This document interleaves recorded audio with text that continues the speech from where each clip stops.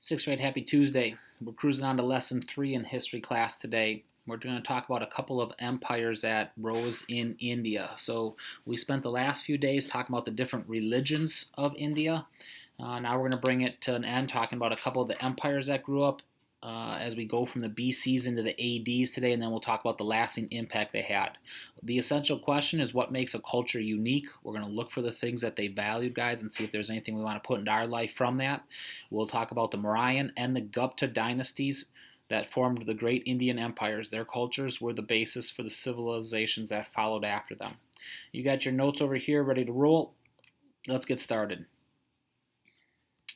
By the 500 BCs, India was divided into many small kingdoms. Conflict over land and trade weakened the kingdoms, leaving them open to foreign invasion. Persian's army conquered the Indus Valley in the 500s and made it a part of the Persian Empire. The Greeks, under Alexander the Great, then defeated the Persians.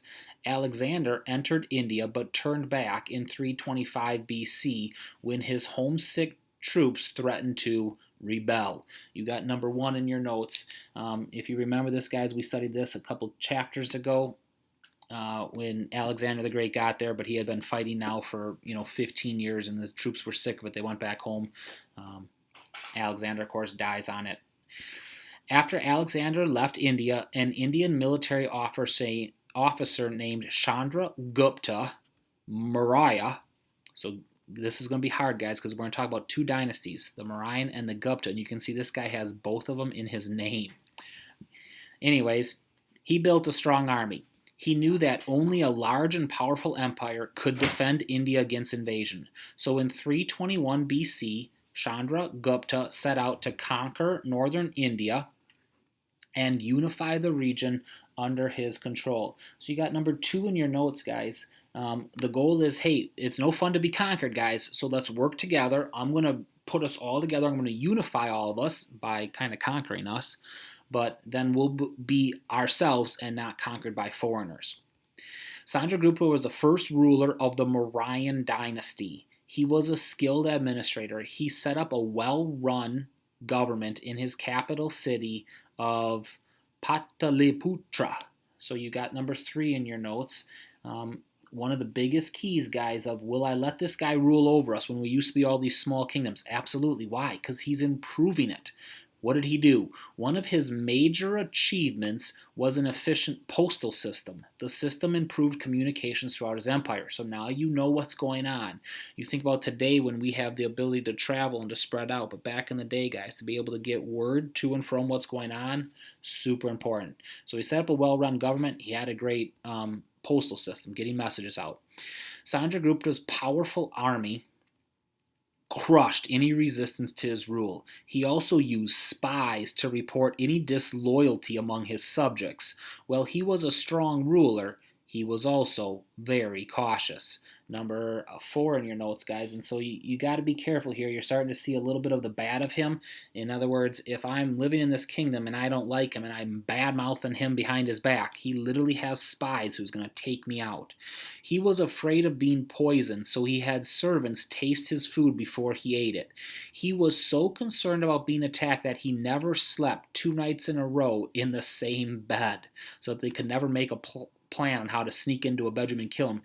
Obviously, huge palace, tons of rooms, and slept in a different one all the time. And so never the same night. So, guys, that's obviously good that you're concerned, but a little bit too far, right? And obviously you're worried about going too far because you know you're making some enemies when you do those things. The Mauryan Empire reached the height of its glory under Gupta's grandson, whose name is Ashoka. So you got that in your notes. Ashoka governed most of northern and central India from about 723 BC to 232 BC. So guys, if I expand this out here, you can see the size of this empire. conquering over here, which is today Pakistan and the Indus River Valley that we're talking about, and most of India as they continue to work their way through this. So this might be where we would use the term golden age. They reached their golden age, the height of their glory during his grandson. Asoka was an unusual king. Like many rulers, Ashoka began his rule with fierce wars of conquest. So he was a warrior, guys. He knew how to do war. He battled just like his grandfather would. Eventually, though, he came to hate killing. After one battle, he looked at the fields covered with dead and wounded soldiers. He was horrified by what he saw. He decided that he would follow Buddhist teaching, and he became a man of peace. So you have number 6 in your notes, guys, and it's kind of interesting. He obviously is a fierce warrior, so he conquers and he gains the respect. After he gains the respect, then he says, okay, man, I'm going to try to become a man of peace now. That might be a challenge because people would look at that and say, he's scared, he's weak, let's attack now.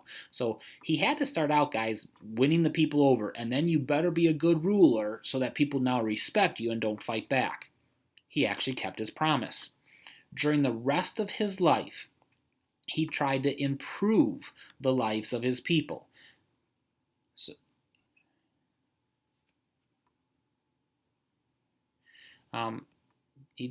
where am I? 7. During the rest of his life, he tried to improve the lives of his people. So you can just circle that blank, guys, and say, I forgot to write, I should have crossed out the word improve there, so that you had something to write in there. So my bad. There's nothing really to write in on that blank. Ashoka made laws that encourage people to do good deeds, practice nonviolence, which you learned about yesterday, respect others. He created hospitals for people and for animals. He built fine roads with rest houses and shade trees for the traveler's comfort. You think about us today, guys, how we have waysides on our highway system so people can just rest. He did that thousands of years ago. He was also the first ruler to promote Buddhism. He sent teachers to spread the religion throughout India and other parts of Asia. Buddhist teachings and the laws of Asoka were carved on rocks and tall stone pillars for all the people to read. Okay? So you have number 8 in your notes, how they were carved into stone pillars. Let's see one of these things. Carved on one rock is the idea that father and mother must be listened to. Similarly, respect for living creatures must be firmly established. Truth must be spoken. These are the virtues of the law of piety or devotion, which must be practiced. So as I'm walking the roads, I see these things, and I'm like, yeah, I need to listen to mom and dad. I need to respect all living creatures, right? I need to always tell the truth. Those are the things that show that I'm a faithful person. I love it.